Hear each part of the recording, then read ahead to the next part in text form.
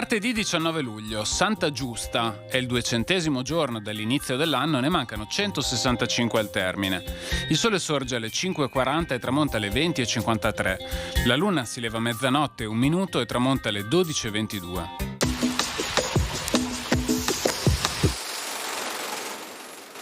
Lazzaro Mocenigo, capitano generale da Mar della Repubblica Veneta, sbaragliata alla flotta turca nello stretto dei Dardanelli, vuol portare la guerra direttamente a Costantinopoli.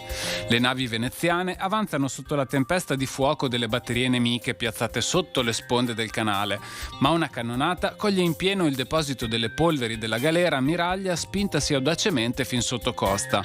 La nave si incendia e l'albero poppiero precipita addosso al Mocenigo, che resta ucciso sul colpo.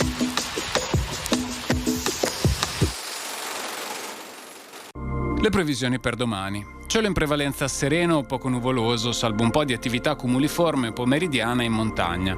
Precipitazioni. In montagna, specie sulle Dolomiti, sarà probabile qualche rovescio o temporale. Altrove precipitazioni assenti. Temperature con valori massimi in moderato aumento, minime in aumento in montagna, per lo più stabili su pianura e costa.